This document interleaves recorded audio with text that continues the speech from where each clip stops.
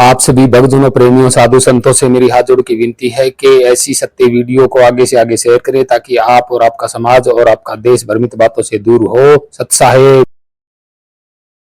साधु सत साहेब, सत साहेब, सत साहेब, सत साहेब। जय सतगुरु साईं अरुण जी महाराज को कोटि कोटि प्रणाम। जय सतगुरु कबीर साहिब जी को कोटि कोटि प्रणाम। आप सभी भक्तजनों, प्रेमियों, साधु संतों को मेरा कोटि कोटि प्रणाम। गुरु रविदास जी महाराज को कोटि कोटि प्रणाम। गुरु नानक साहिब को कोटि कोटि प्रणाम। गुरु रामदेव गोसाई महाराज मेघवाल जी को मेरा कोटि कोटि प्रणाम। और प्रथम संत भगवान बुद्ध को मेरा कोटि कोटि प्रणाम। सत साहेब, वंदे मातरम, जय भारत माता, जय पृथ्वी माता। पूरी मानव जाति को मेरा कोटि कोटि प्रणाम। महान संतों को मेरा कोटि कोटि प्रणाम। सत साहेब। तो भक्तजनों, प्रेमियों, आज जो हम बात करेंगे वो जो है ऐसे विषय पर बात करेंगे जो आपके कुछ भ्रमित बातों का जो मन में पेज भरा पड़ा है। पेज मतलब आपने जो मन के अंदर भ्रम की जो किताब रखी हुई है, वो किताब आपकी आउट हो जाएगी, क्योंकि यहां पे कुछ प्रमाणिक और सत्य और कुछ अपने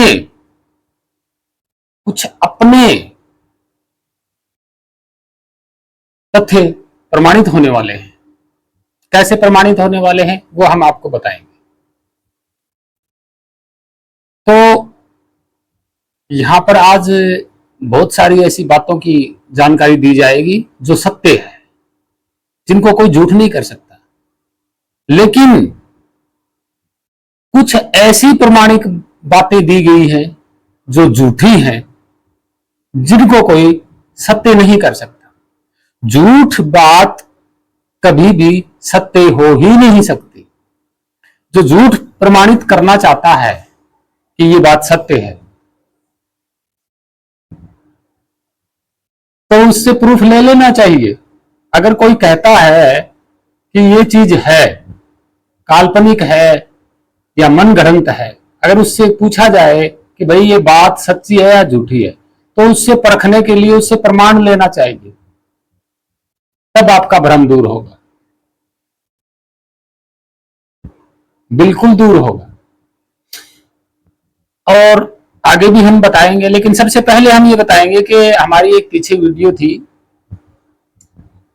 जिसमें संत रामपाल की हमने झूठ पेश की थी, और आज भी हम 3-4 वीडियो के माध्यम से उनकी झूठ पेश करेंगे। वो आप बखूबी देख लेना। तो उनके ही एक संत रामपाल को ही मानने वाला उनका ही एक अंध भक्त ने मुझे कमेंट भेजा है। ये कमेंट आप नीचे पढ़ के देख लीजिएगा क्या लिखा है इसमें। इसमें ये लिख रहा है कि 2-3 ग्रंथों को पढ़ के ज्ञान चोरी कर लिया, काम चोर हो, और संत रामपाल का ज्ञान सुन लिया, और जितने भी पाखंडी है ना वो उजागर हो रहे हैं, संत रामपाल का मतलब काट कर रहे हैं। मैं इस अंध भगत और मूर्ख अज्ञानी भगत से मैं ये कहना चाहूंगा, सबसे पहले तो मुझे प्रमाण दीजिएगा कि तू अगर शरीर में है तो तू कहां बैठा हुआ है। भाई तू शरीर में कौन है और तू कहां पर बैठा हुआ है। शरीर में तू कंधे में है या पेट में बैठा हुआ है या पैरों में बैठा हुआ है या नाभि में बैठा हुआ है या हृदय में बैठा हुआ है या आंखों में बैठा हुआ है। तू अपने शरीर में कहां बैठा हुआ है, सबसे पहले तो मैं ये जानना चाहूंगा इससे मूर्ख ज्ञानी से। अगर ये मेरी बात का भेद दे देता है तो वाकई में इनका संत तत्वदर्शी है। और मैं इससे ये जानना चाहूंगा, मैं यहां भगवान और परमात्मा की बात नहीं कर रहा, मैं इसके खुद के शरीर की बात कर रहा हूं कि ये अपने शरीर में खुद किस रूप में है, कैसा इसका रंग है, कितना ये छोटा है, कितना ये बड़ा है, क्या ये कोई वस्तु आकार में है या क्या ये शरीर आकार में है, ये प्रमाण दे देगा। हम मान लेंगे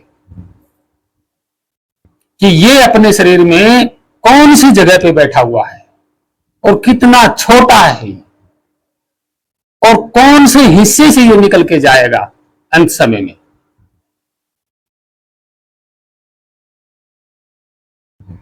तो इस मूर्ख अज्ञानी को यह नहीं पता कि भाई मैं अपने शरीर में मौजूद हूं और मेरा इतिहास मुझे नहीं पता। तो इन्होंने भगवान का इतिहास और भगवान का एड्रेस कहां से ले लिया, भगवान का नाम कहां से ढूंढ लिया।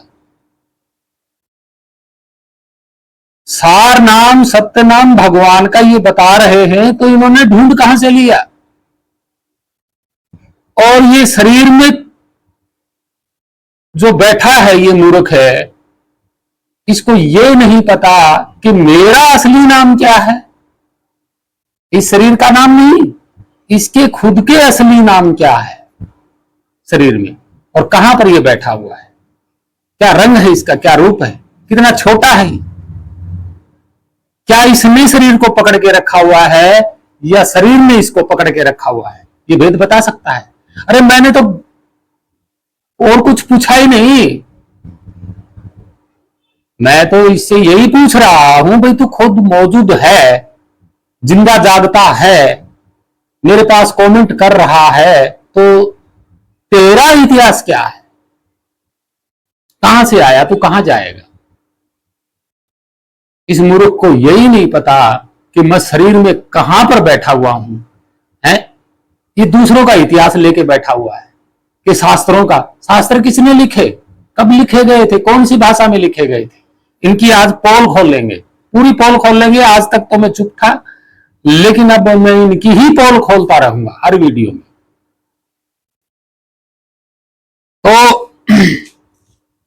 अब आप कह रहे होंगे कि आप भड़क रहे हो तो आपको अहंकार है। नहीं, अहंकार नहीं है और ना ही मैं भड़क रहा, मैं इसलिए भड़क रहा कि जो मेरा स्वरूप है वो पूरी शरीरधारी प्राणी के अंदर वही स्वरूप है। पहली बात तो ये है। दूसरी बात ये है कि सत्य को दबाया जा रहा है, और जब तक इस धरती पर सत्य को जानने वाले बैठे हैं तब तक सत्य को दबाने की कोई चेष्टा भी नहीं कर सकता। सत्य को दबाना बड़ा मुश्किल है, सत्य को दबाना बहुत ही मुश्किल है, क्योंकि सत्य को उजागर करने वाला कोई न कोई एक बैठा होता है जो सत्य को उजागर करना चाहता है, और जो झूठ फैलाया जा रहा है उसका पर्दाफाश करना जानता है। और ये कहते हैं कि हमारी बात को मानो, ये कहते हैं कि हमारी बात को मानो, इसका मतलब ये है कि ये इनकी झूठ को मानो। तो भाई इनकी झूठ को कैसे माना जाएगा। ये कहते हैं कि हमारे गुरु से कोई सवाल तर्क वितर्क ना करो, क्यों नहीं करें भाई। ये कह रहे हैं कि हमारे गुरु के ऊपर या हमारे गुरु से कोई सवाल या जवाब ना करो, तर्क वितर्क ना करो, जो ये कह रहे हैं वो मानते रहो, और मानते रहो वो भी बिना प्रमाण के। अपनी तरफ से इन्होंने क्या प्रमाण दिया, पहली बात तो ये बताओ, अपनी तरफ से इन्होंने कभी कोई प्रमाण दिया है। सबसे बड़ी 1000% तो झूठ ये है। जो इंसान जीता जागता है, वो शरीर में बैठा है, वो अपना प्रमाण नहीं दे सकता कि मैं कहां बैठा हूं, किस एरिया में बैठा हूं, मैं कितना छोटा हूं, कितना बड़ा हूं मैं, और वो भगवान का प्रमाण दे रहा है, परमात्मा का प्रमाण दे रहा है। कितनी झूठ बात है ये। और मैंने तो इससे यही मांगा है कि तू तेरा बता दे, बस हम मान लेंगे। और कुछ चाहिए नहीं हमें, हमें ना सार नाम चाहिए, ना ही सार शब्द चाहिए, और ना ही सतनाम चाहिए। तो अपना बता दे, तेरा असली नाम क्या है शरीर में। तो हम यहां पे भाई, ये समाज, ये मानव जाति मेरे से अलग नहीं है, मेरे ही जैसी है सारी मानव जाति, कोई अलग थोड़ी है। नहीं, मेरा जो स्वरूप है वही सबके अंदर स्वरूप है। चींटी, हाथी, घोड़ा, कबूतर, जिन शरीरों के अंदर जो जीव अंश है वैसा ही मेरा स्वरूप है, और जो मेरा स्वरूप अंदर है वैसा ही उन सब के अंदर है। क्योंकि हमने जान लिया है, और जब हमने जान लिया है तब हमें पता चला कि मेरा तो कोई नाम ही नहीं, मेरा तो कोई नाम ही नहीं है। और पहली बात ये सत्य मैं बता रहा हूं कि मैं शरीर में नहीं, मैं शरीर में हूं नहीं, और ना ही मैं शरीर हूं, और ना ही मेरा ये शरीर है, और ना ही मैंने शरीर को पकड़ के रखा हुआ, और ना ही शरीर ने मुझे पकड़ के रखा हुआ।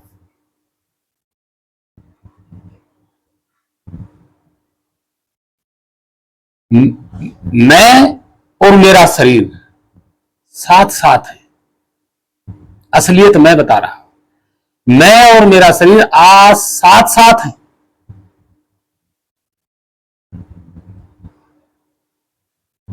शरीर मेरा प्रकृति और समय के अंडर में है। जिस शरीर को मैं अपना बना के बैठा हुआ हूं, ये शरीर मेरे बराबर चल रहा है, मैं बराबर में हूं, स्थिर में खड़ा हूं, लेकिन शरीर मेरी ही पावर से चल रहा है।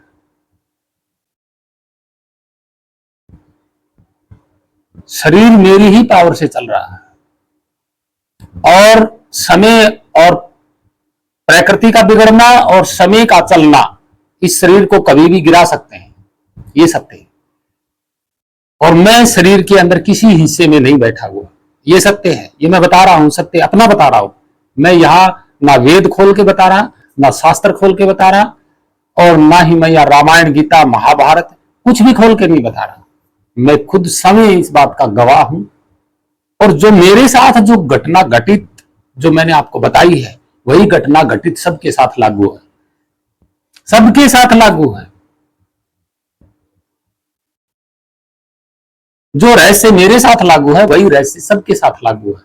कोई माई का लाल ये नहीं कह सकता मैं शरीर के अंदर बैठा हुआ हूं। अगर बैठा हुआ है तो दिखाइए कहां बैठा हुआ, प्रमाणित कीजिए कहां पे बैठा हुआ है। कोई कहता है कि मैंने शरीर को पकड़ के रखा हुआ है, दिखाइए कहां पकड़ के रखा हुआ है शरीर को, कहां से पकड़ के रखा हुआ है शरीर को। कोई कहता है कि शरीर ने मुझे पकड़ के रखा हुआ, तो दिखाइए ना, शरीर के तो बाहर हाथ है पकड़ने वाले, कहां से पकड़ के रखा हुआ है। आपके शरीर में आपको कहां से पकड़ के रखा हुआ है, हाथ हाथ पकड़ने वाले तो बाहर हैं।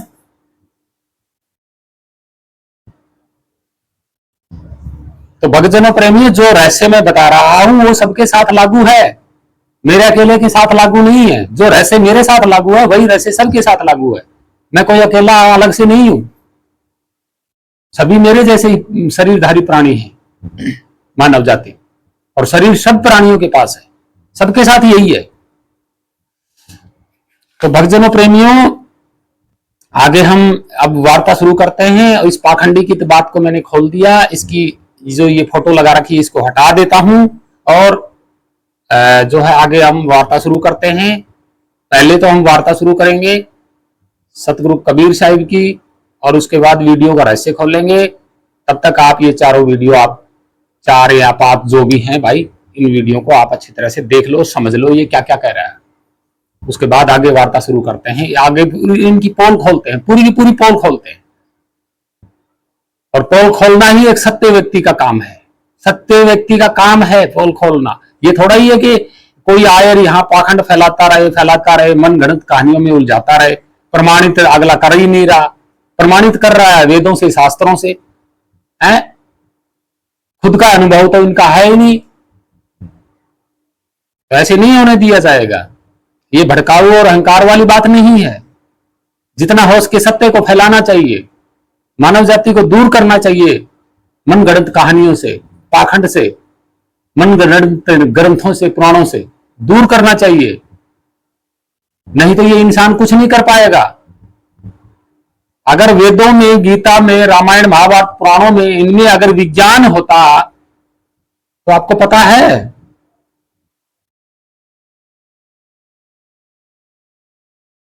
लुई पासरेचर, लुई पासरेचर 1885 में, उसने पता है कितनी बड़ी कड़ी पढ़ाई करके, वैज्ञानिक था वो, उसने कितनी बड़ी पढ़ाई करके और रेबीज का टीका तैयार किया था। कुत्ता, जब कुत्ता, पागल कुत्ता काट लेता है किसी व्यक्ति को या किसी और अन्य पशु को, तो उसकी मृत्यु हो जाती है। उसको बोलते हैं पागल कुत्ते का काटा हुआ, रेबीज। रेबीज का कीटाणु इतना एक ऐसा कीटाणु होता है जो उसको कोई मार नहीं सकता। जब उसने मनुष्यों की यह हालत देखी, बचपन से ही उसके मन के अंदर सपना था कि इस बीमारी का इलाज मैं खोजूंगा, और उसने 1885 में इस बीमारी का इलाज खोजा। पागल कुत्ते का काटे हुआ का इलाज उसने खोजा। क्या था वो? उसने शिक्षा प्राप्त की थी। उसने कौन से वेद ग्रंथ पुराण पढ़े थे? अगर वेद ग्रंथ और पुराणों में, इनमें गीता में, इनमें विज्ञान ज्ञान होता तो भारत 600 साल तक गुलाम क्यों रहा? क्यों रहा भाई? इनमें इतनी मंत्रों में शक्तियां थी तो भारत 600 साल गुलाम क्यों रहा? पोल खोल लेंगे इन सब की, तब तक आप वीडियो देखते रहना। और शिक्षा को ज्यादा बढ़ावा देना, सत्य इतिहास का ज्यादा बढ़ावा देना। आपको भी पढ़ना चाहिए, आपके परिवार के बच्चों को भी पढ़ना चाहिए, अन्य बच्चों को भी ये बताना चाहिए, अन्य परिवारों में भी ये बतानी चाहिए बात कि ये हकीकत नहीं हुई, ये मनगढ़ंत कहानियां हैं सारी। ना इनसे बीमारियों का इलाज होता है, ना इनसे कोई धनवान बनता है, और ना ही ये कोई सच्चा इतिहास है, और ना ही इन मनगढ़ंत कहानियों से मानव जाति की मुक्ति हो सकती है।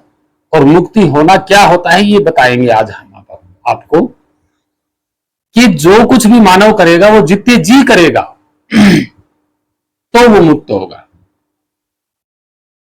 अगर मनगढ़ंत कहानियों में आगे के लिए झूठा विश्वास रखेगा तो उसकी कोई संभावना नहीं है मुक्ति की।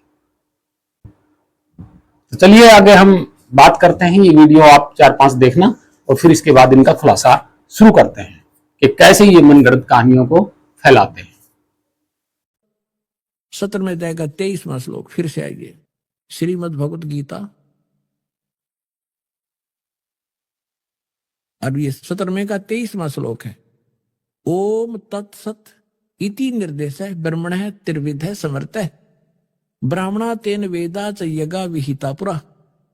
ओम ओम तत् तत् सत सत, ऐसे यह 3 प्रकार का सच्चिदानंद घन ब्रह्म, उस परम अक्षर ब्रह्म का मंत्र कहा है। अब सच्चिदानंद घन ब्रह्म, परम अक्षर ब्रह्म का मंत्र ओम तत्सत, उसको पाने का। ओम तो पुण्यात्मा सीधा है ब्रह्म सरपुरुष का, और जो तत् है वो अक्षर पुरुष का, वो सांकेतिक कोड वर्ड दास के पास है, इस पृथ्वी विश्व में किसी के पास नहीं। और सत है ये परम अक्षर ब्रह्म का, ये भी कोड वर्ड है, सांकेतिक शब्द है। ओम और तत् जो सांकेतिक शब्द है वो दोनों मिलकर ये सतनाम बनता है 2 अक्षर का। और जिसका भी आज तक मोक्ष हुआ उन महापुरुषों ने इस सतनाम का जाप किया है। और जो सत्य है वो सारनाम की तरफ संकेत है, वो भी कोई अन्य मंत्र है जो भक्तों को प्राप्त हो चुके हैं, उनको खूब ज्ञान है। अब 8वें अध्याय के 8, 9, 10 3 श्लोकों में गीता ज्ञानदाता उस परम अक्षर ब्रह्म की साधना के लिए कहता, उसकी भक्ति करेगा उसको प्राप्त होगा, मेरी करेगा मुझे प्राप्त होगा, मेरी भक्ति करेगा जन्म मृत्यु तेरी भी रहेगी मेरी भी रहेगी, सनातन परम धाम नहीं प्राप्त हो सकता, परम शांति नहीं हो सकती, वो स्थान प्राप्त नहीं हो सकता जहां जाने के बाद फिर लौटकर कभी संसार बनी आते, और उसके बगैर पूर्ण मोक्ष नहीं हो सकता, परम शांति नहीं हो सकती, और ये जन्म मरण का कष्ट मिट नहीं सकता। परमात्मा सतलोक में रहता है, और सतलोक के भी तीसरे पृष्ठ पे, तीसरे भाग में, वह 3 डिवीजन है, 3 विभाग है सतलोक के, 3 हिस्सों में है। तो सबसे ऊपर के स्थान पर रहता है, वहां से चलकर आता है। वहां पर एक बहुत बड़े सिंहासन पर विराजमान है, राजा के समान, सिर पर मुकुट है, छत्र है, और वहां से गति करके आता है, चलकर आता है सशरीर। और यहाँ पर अच्छी आत्माओं को, जो दृढ़ भक्त होते हैं, उनको मिलता है और ये यथार्थ ज्ञान बताता है। और वो इस पृथ्वी के ऊपर कवियों जैसा आचरण करता है। वो होता तो है भगवान, लेकिन कवियों में से भी एक प्रसिद्ध कवि की भी उपाधि प्राप्त करता है। तो वो इज गॉड, परमेश्वर, वो कबीर इज गॉड, जिसने ये लीलाएं की है। तो वो सतलोक से चलकर आता है, दृढ़ भक्तों को मिले। जब तक आपके हृदय में प्रभु समाये रहेंगे तो आपकी श्रद्धा भगवान में बनी ही रहेगी। आपके मन में जरा सा भी मैल दास के प्रति आएगा, किसी भी पॉइंट से, भगवान वहां से हट जाएगा। जब भगवान का पंजाब से हट गया तो आप नदी को बद सोचोगे, सारी उल्टी भावना बन जाएंगी।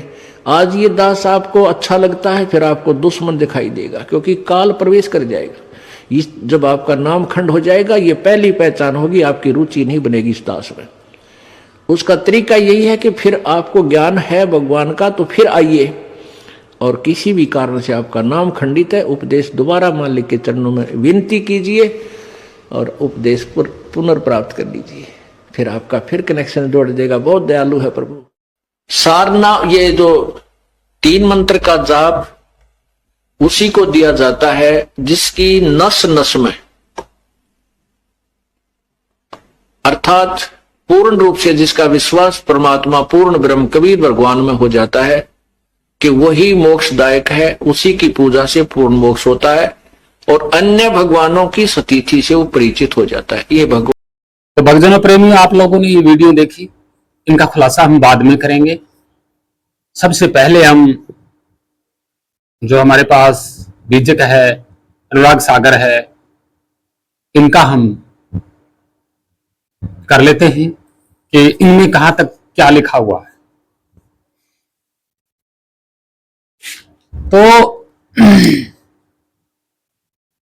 शब्दावली है,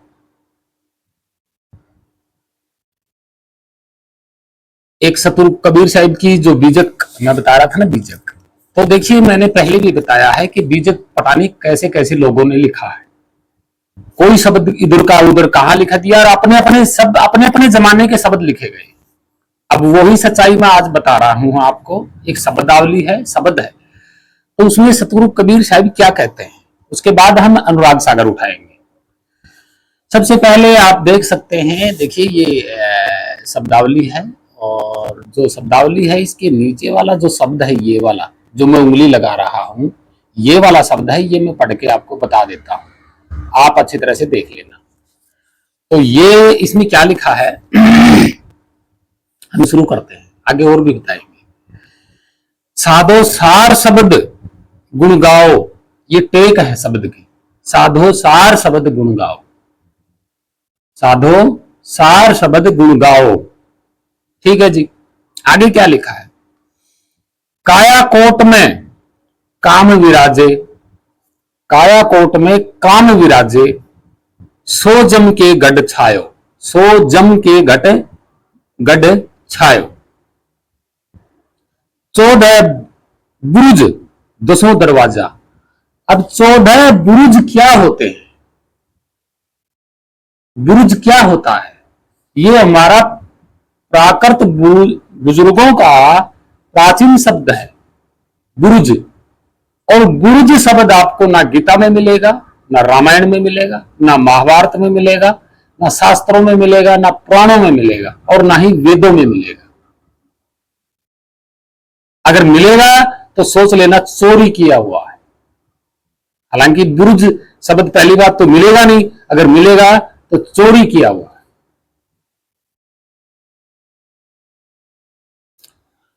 बुरुज का मतलब होता है इस शरीर के अंदर जो ये 14 भुवन बताते हैं, बुरुज होता है स्तूप। स्तूप आपने सुने होंगे, जैसे भगवान बुद्ध के आज जमीन में सम्राट अशोक के बनवाए हुए जो स्तूप निकलते हैं, जैसे ऊपर से जैसे ऐसे गोल मटोल, ऊपर से गोल मस्जिद की तरह, जैसे आपने देखे होंगे वीडियो में हर जगह दिखाते हैं सम्राट अशोक के बनवाए हुए भगवान बुद्ध के नाम से स्तूप।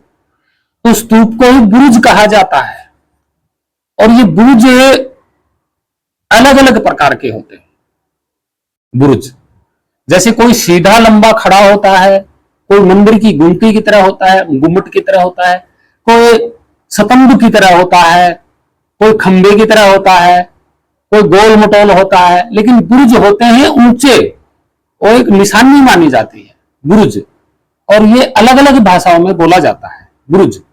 जैसे स्तूप किसी और क्षेत्र भाषा का शब्द है, और बुर्ज किसी और भाषा का शब्द है, स्तंभ, खंबा, ये अलग अलग भाषाओं के शब्द है, ये संस्कृत के शब्द नहीं है। तो 14 भुवन, भुवन ही बुर्ज कहते हैं, भुवनों को ही बुर्ज कहा जाता है। बुर्ज राजस्थान में बुर्ज कहते हैं। आप जाइएगा पुरानी हवेली, जो मकान बने पड़े हैं कदीमी, उनको बुर्ज ही कहा जाता है, जो ऊंचे टीले पे बने होते हैं। 10वां दरवाजा आ गया ना, 10वां दरवाजा, जो 14 बुर्ज और 10 दरवाजे।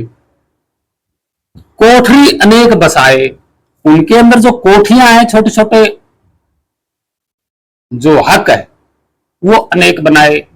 अब ये जो शब्द बता रहा हूं, ये कबीर साहिब का नहीं है, ठीक है। कबीर साहिब का क्यों नहीं है? क्योंकि इस शब्द की सच्चाई आगे आ जाएगी। 500 यार 2500 भाई, 500 यार 2500 भाई। तो 5 यार यही है ना, काम क्रोध मद लोभ मोह अहंकार, और 2500 भाई, तो 25 प्रकृति हो गई इसी शरीर में। सगरी गुहार बुलाओ, सगरी गुहार, गुहार मतलब बोलना, बोलना। गुहार जैसे हम किसी को गुहार लगाते हैं, या मतलब आपस में बातचीत करते हैं, तभी इसको गुहार बोला जाता है। और गुहार शब्द कहां का है? हाँ, गुहार शब्द की छानबीन करते हैं।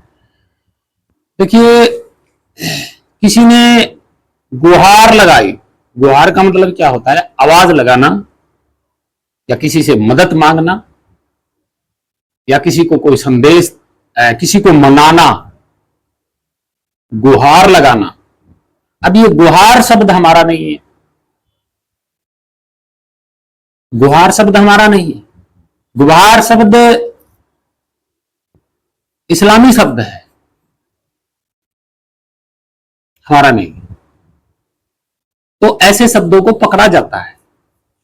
तो जब गुहार लिखा गया, तो आप सोच लीजिएगा कब आया है ये शब्दों में गुहार। इस्लामी शब्द है, तो ये करीब करीब 10वीं 11वीं शताब्दी में आया है भारत में। गुहार शब्द है प्राचीन, ऐसा नहीं है कि प्राचीन नहीं है, लेकिन गुहार लगाना, और गुहार से ही जो उत्पन्न हुआ है, गुर्राना हुआ है। जैसे कहते हैं ना कि मेरी तरफ गुर्रा रहा है, कौन? जैसे शेर गुर्राता है, और कोई कुत्ता होता है जो प्राय आदमी को देख के गुर्राता है, गुरके देखना, ऐसे बोलते हैं ना। तो गुहार यह है प्राकृत मतलब प्राचीन शब्द, लेकिन ये भारत का नहीं। तेगा तरकसी कसी के बांधो, तेगा तरकसी कसी के बांधो, तेगा तरकसी कसी के बांधो। कसी के मतलब, कसी का मतलब होता है कस के बांध लेना, मतलब पूरी तरह जोर लगा के कस के बांध लेना, मजबूत कर लेना, इसको बोलते हैं कसी। दुर्मति दूर बहाओ, बहाओ का मतलब आपको पता ही है, बहा देना, छोड़ देना, फेंक देना, दूर कर देना। काढ़ी कटारी जम को मारो। कटारी मतलब तलवार। कटार, कटार शब्द हमारा नहीं है, कटार शब्द भी हमारा नहीं है। कटार शब्द इधर अफगान का है, जो भारत में जैसे पंजाब साइड में प्रचलित आई, क्योंकि अफगान और ये इस इलाके की भाषा जो है वो अलग है थोड़ी सी हमारे से, जैसे पंजाबी भाषा थोड़ी सी अलग है हमसे। तो कटार जो है शब्द भी हमारा अफगान का प्राचीन शब्द है। तबे अमल गढ़ पाओ, तबे अमल गढ़ पाओ। अमल गढ़ कौन सा अमल गढ़ होता है? आप सोच सकते, अमल गढ़, जो गढ़ शब्द है ये, और पुर, पुर और गढ़ दोनों ही एक है। पुर हमारा पूर्वी क्षेत्र में प्रचलित है और गढ़ हमारा पश्चिमी क्षेत्र में प्रचलित है। गढ़, ये दोनों ही एक है। अमल का मतलब होता है रे और ले दोनों ही प्रचलित हैं। यानी कि आप बिहार साइड में जाओगे तो वहां को रे में ले बदल दिया जाता है, ले को रे में बदल दिया जाता है,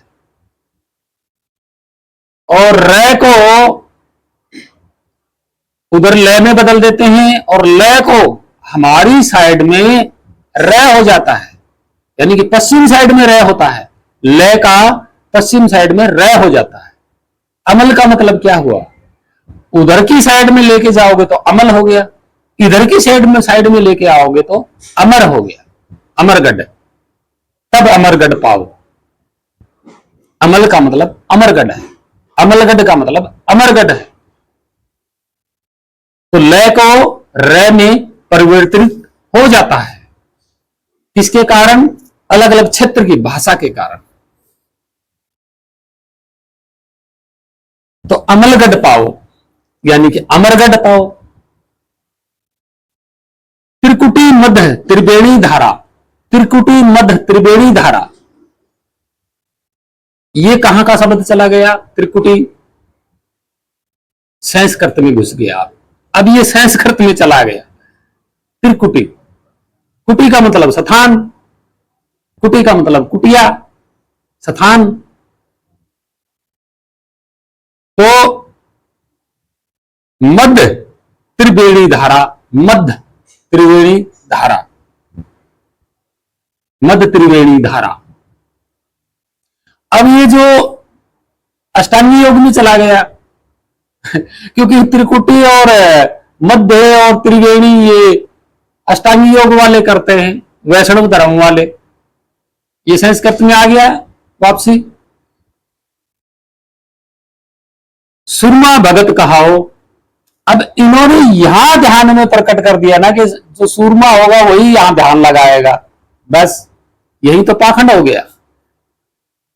ध्यान किसको लगाओगे यहां शरीर में? शरीर में तो कोई है ही नहीं। जब खुद ही शरीर में नहीं है तो यहां ध्यान किसका लगाओगे? खुद ही शरीर में, मैंने पहले ही बता दिया कि मैं खुद शरीर में नहीं। ठीक है जी। अब मैं शरीर में नहीं हूं और ना ही मैंने शरीर को पकड़ा हुआ और ना ही शरीर ने मुझे पकड़ा हुआ। ठीक है, मैं किसी स्थान के किसी हिस्से में नहीं हूं शरीर में। शरीर में सिर्फ मेरा शरीर है, अंग है और कुछ नहीं है। और जो तेज है वो मेरा है। शरीर किसके तेज से चल रहा है? मेरे तेज से चल रहा है। अब मैं कौन हूं? मैं शरीर से बाहर हूं, अंदर नहीं।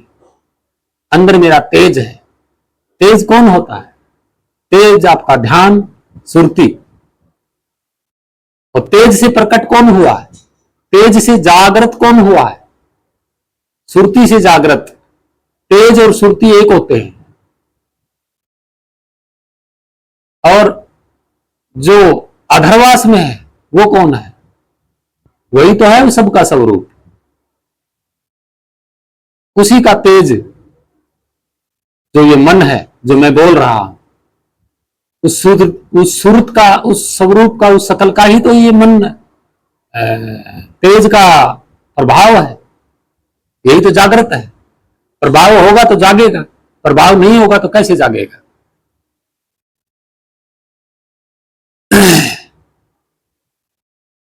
अब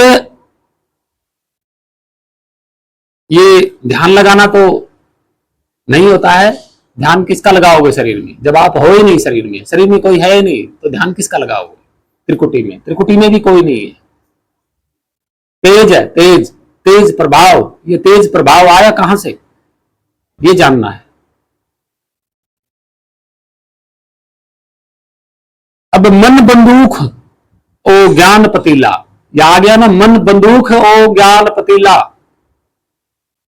लेकिन कबीर साहब के जमाने में तो बंदूक थी ही नहीं। यहां छाप लगाई हुई है, कहत कबीर सुनो भाई साधो। बड़ी हंसने वाली बात है। क्या लिखा है, मन बंदूक ओ ज्ञान पतीला, प्रेम प्याला लाओ। प्याला शब्द कहां का है, प्याला राजस्थान का शब्द है। प्याला इधर मारवाड़ साइड में बोलते हैं इसको प्याला। प्याला एक कटोरा होता है। जैसे मीरा ने प्रेम प्याला पिया, तो प्याला मीरा कहां की थी, राजस्थान की। प्याला। मन बंदूक ओ ज्ञान पतीला, प्रेम प्याला लाओ। शब्द के, क्या लिखा है, शब्द के गोली धुनी के रंजक। शब्द के गोली धुनी के रंजक। अब मन बंदूक हो गया। बंदूक कबीर साहब के जमाने में थी नहीं, ना गोली थी। और शब्द के गोली धुनी के रंजक। शब्द की गोली धुनी के रंजक। धुनी क्या थी, लगन, प्रेम। वही तो मैंने पिछली वीडियो में बताया था कि धुनी का मतलब आवाज नहीं होता है, धुनी का मतलब लगन होता है, एक रस होता है, एक तार होता है, एक निशाना होता है धुनी का मतलब। तो क्या लिखा है यहां पे, शब्द के गोली धुनी के रंजक। इसका अर्थ यही होता है कि गोली एक निशाने पे जाती है, एक रस में जाती है, एक तार में जाती है, एक लगन में जाती है। तो यहां ये शब्द जो है कबीर साहब के जमाने का नहीं है, मैं पहले बता देता हूं। क्योंकि कबीर साहब के जमाने में ना ही तो बंदूक थी, ना ही गोली थी। ठीक है, ये बाद में लिखी गई है।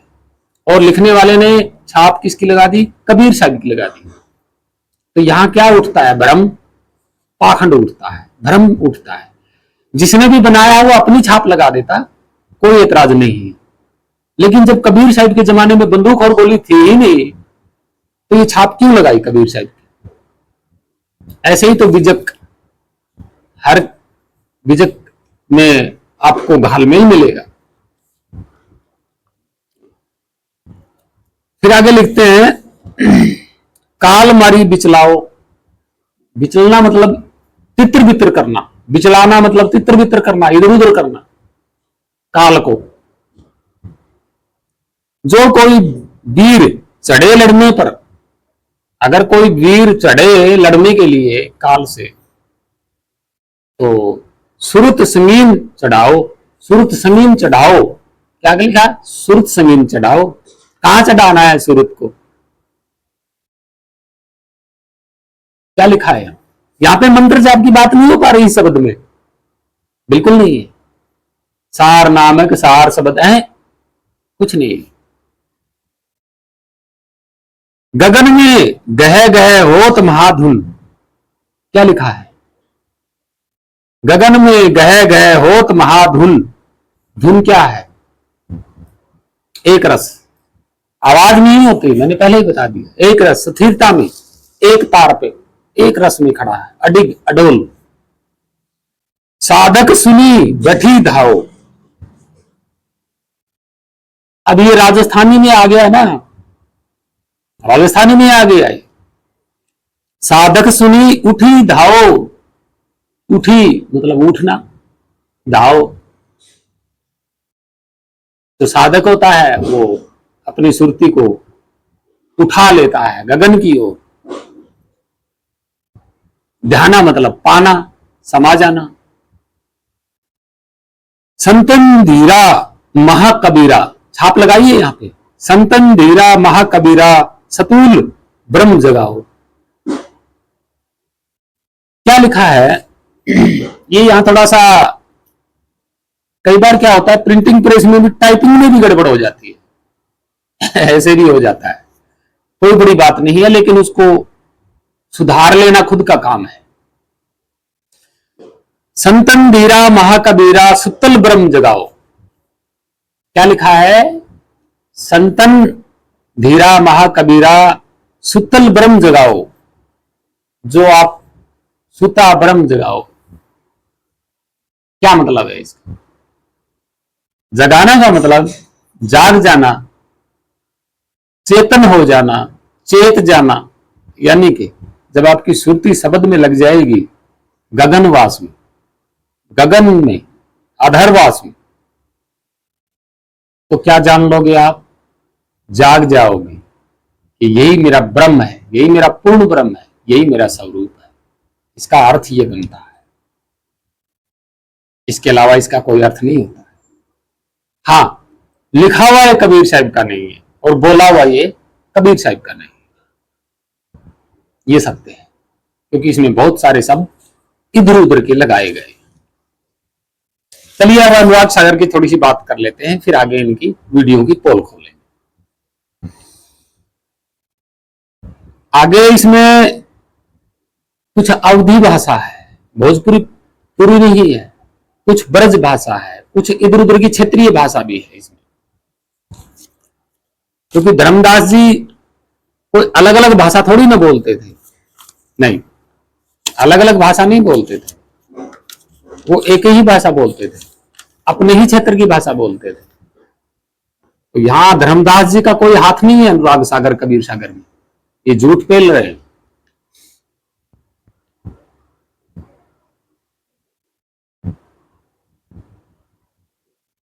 क्या कर रहे हैं कि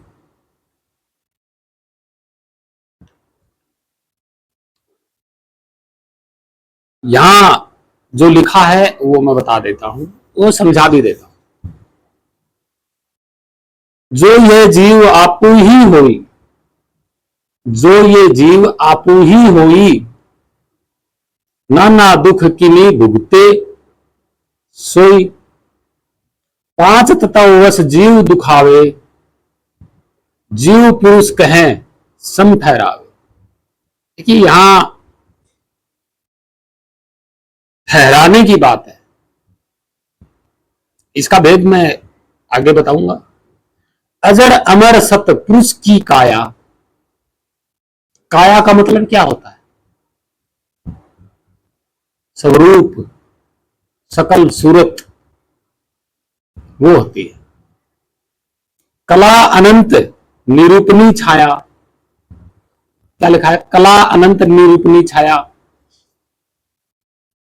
असयम दूत खंडी दे चाही, थापे जीव ही पुरुष ये आई। तिल सागर भारी निज देखी, धोख गए नियक्षर लेखी। बिन दर्पण दर्शे निज रूपा, धर्मणी यह दुर्गम्य अनूपा। ऐस काल प्रबल मनुहु धर्मणी, करही छल मत आई के, मम शब्द दीपक गहे गढ़, मतलब गढ़ मैं कहो ते ही चेताई के।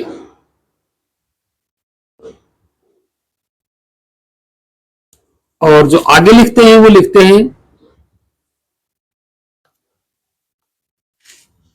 पुरुष शब्द है सार, सुमरण अनि अमोल गुण, सो होई भव पार, मन बच कर्म के दृढ़ गए।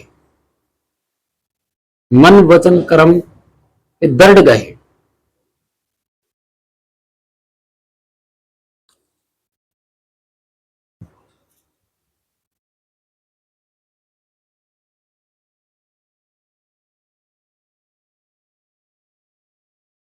अभी आया नहीं है वो 5025 वाला, वो अभी इसमें आया नहीं है, फिर बताएंगे उसको।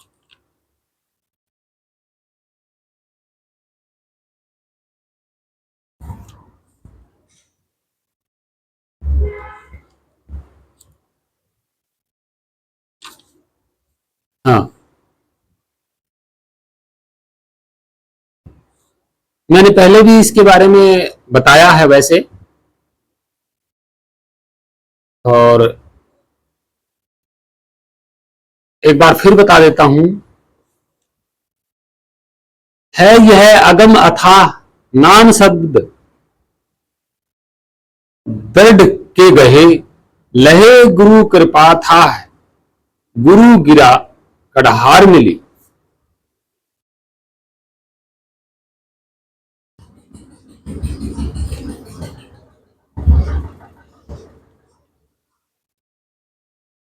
और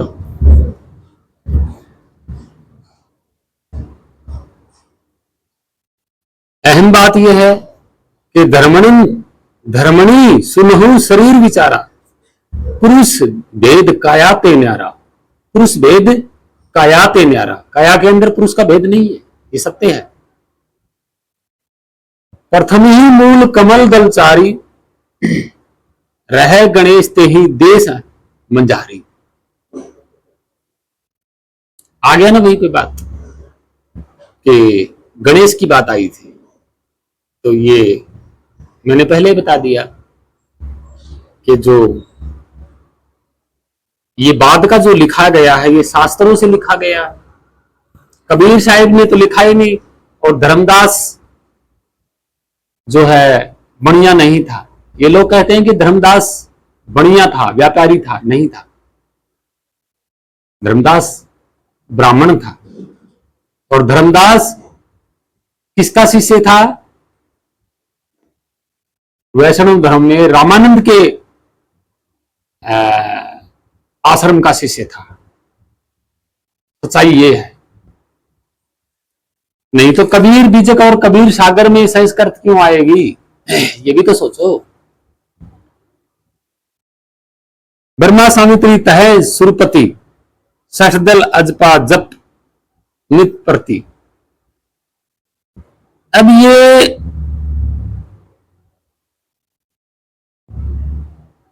पूरी की पूरी है यहां पे, लेकिन फिर भी मैं बता देता हूं, हालांकि ऐसा है नहीं। सठ सहस्त्र अजपा तह होई, सठ, सठ का मतलब 7,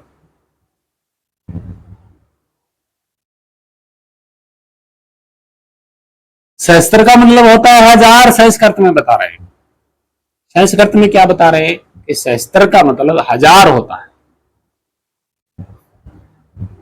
यहां लिखा है षष्ठ शस्त्र अजपा तहा हुई, सठ, सठ मानी 7000।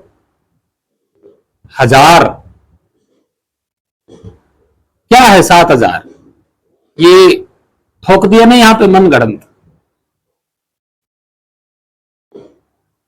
तो यहां भ्रमित होते हैं, ऐसा कुछ भी नहीं है। 7000 या सहस्त्र ऐसा कुछ भी नहीं है, ये झूठ है, ये पाखंड है, ऐसा कुछ भी नहीं है। गुरु गमी ज्ञानी लेहू बिलोई, सोडस पत्तर पदम जीव रही। यहां सोडस का मतलब क्या होता है? सोडस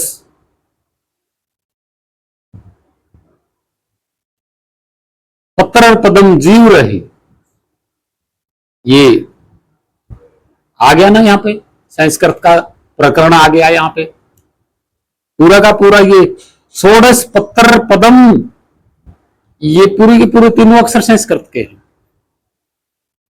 ये कबीर साहिब की भाषा ही नहीं है, और ना ही ये उस जमाने की भाषा है।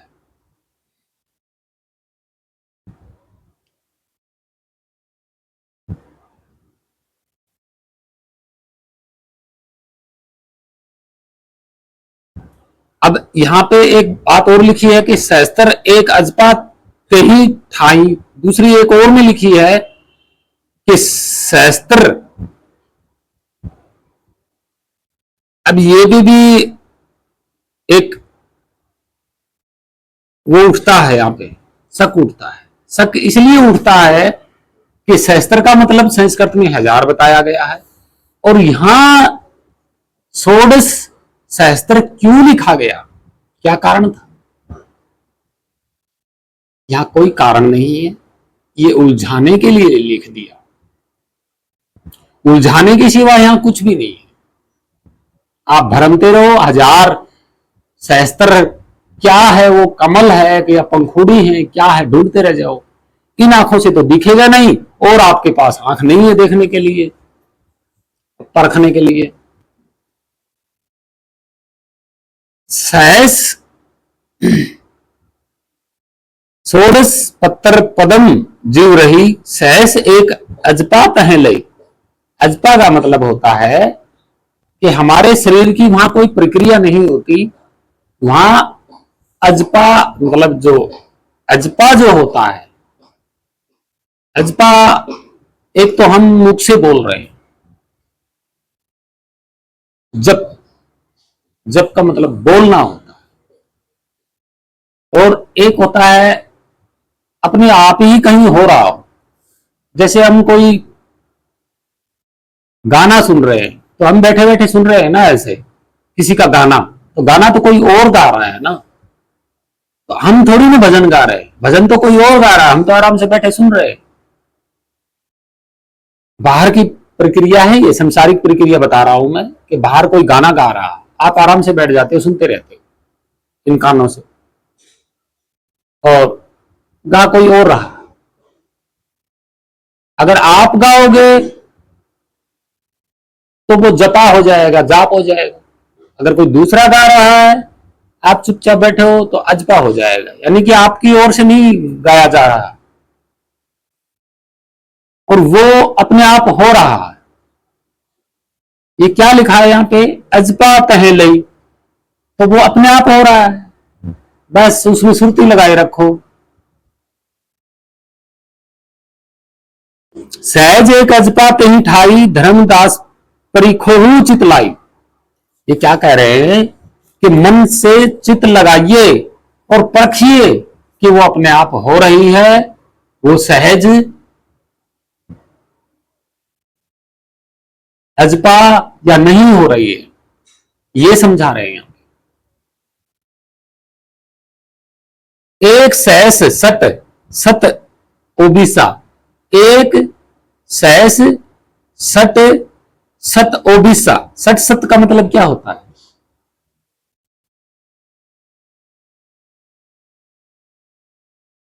ओबिसा का मतलब क्या होता है?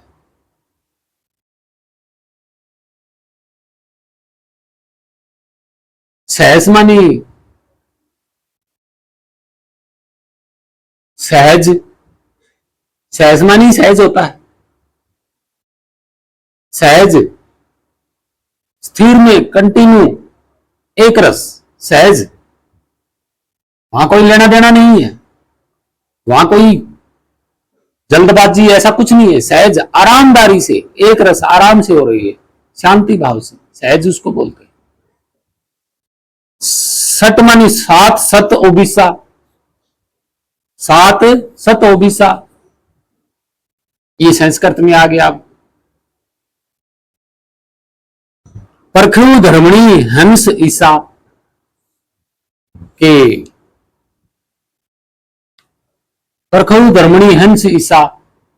ईसा मतलब क्या होता है? इस मानी पहले भी मैंने बताया था, इस महान पद का नाम होता है इस, ईसा। जैसे यीशु मसीहा को परमेश्वर मानते हैं लोग, इस मानी महान पद। परख ले, तो यही बता रहा ना, ये दोनों अलग अलग नहीं है कि सहज ध्वनि को परख ले, वो सहज अजपा को परख ले, और सहज ईसा को परख ले। हंस, हंस मानी अंश, अंश का ही, जैसे पहले शुरू में हंस हंस बोलते थे, शुरू में भाषा में हंस, अब ये जगह जगह क्षेत्रों में चला गया, अंश हो गया, अंश हो गया, अंश हो गया। और ऊर्ध्व शून्य स्थाना, ऊर्ध्व शून्य स्थाना, ऊर्ध्व माने ऊंचा, अधर, मैंने पहले भी बताया था, ऊर्ध्व माने ऊंचा, ऊंचा अधरवास में, ऊपर, शून्य स्थान से ऊपर, ये शून्य यही तो है, हमारा दिमाग, हमारी खोपड़ी शून्य है। इसी में लोग समाधि लगा के शून्य में चले जाते हैं, बेसुध हो जाते हैं, होश खो देते हैं, 2-2, 3-3 घंटे तक बैठे रहते हैं, कहां शून्य में, यहां होश खो देते हैं, कहां जाएंगे यहां से निकल के। अब इसकी बहुत बड़ी बात है, वो मैं समझाऊंगा। पहले तो कि झिलमिल ज्योति निरंजन जाना, झिलमिल ज्योति निरंजन जाना, शून्य स्थाना, शून्य स्थान से ऊपर झिलमिल ज्योति निरंजन, निरंजना जाना। ये भी एक बहुत बड़ी बात है। निरंजना का भेद आगे खोलेंगे। निरंजन ये लोग उल्टा लेके चल रहे हैं, हालांकि निरंजन परमात्मा को ही कहा जाता है।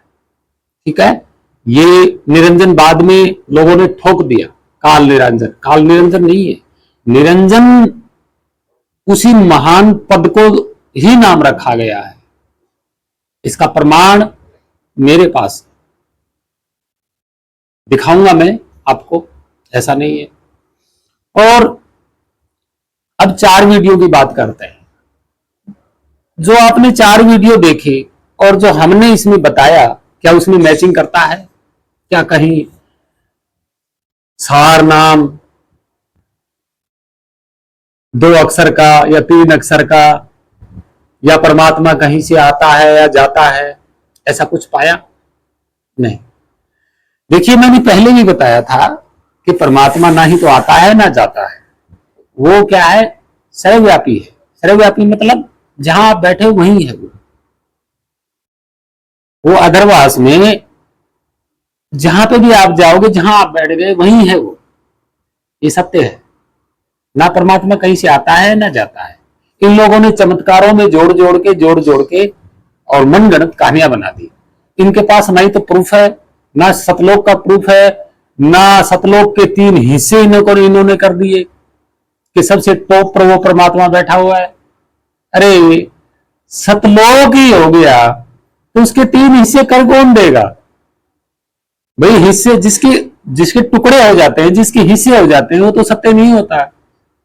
वो तो बिल्कुल भी सत्य नहीं होता। सत्य है कौन? सत्य स्वयं शब्द स्वरूप ही है, और वो किसी भाषा में लिखा पढ़ा नहीं जाता। तो बताइए जरा, इनके पास कौन से ऐसे मंत्र है जो भाषा में लिखे होते हैं, जो ये भाषा से मंत्र जाप करते हैं? कौन सी भाषा में है?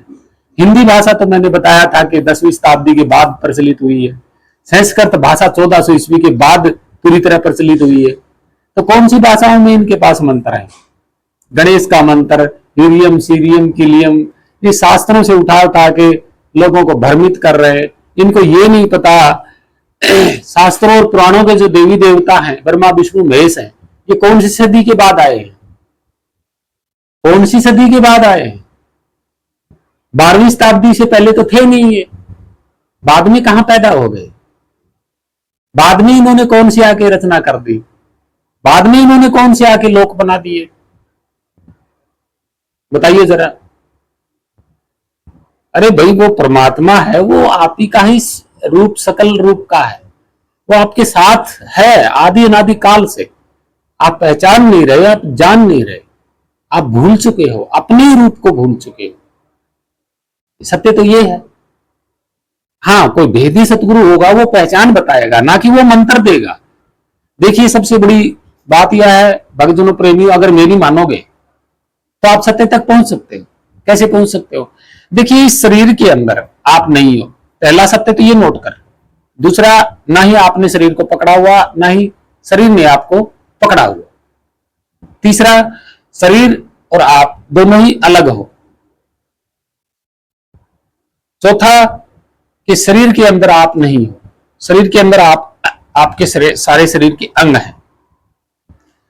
आप ध्यान लगा रहे हो तो कहां लगा रहे हो?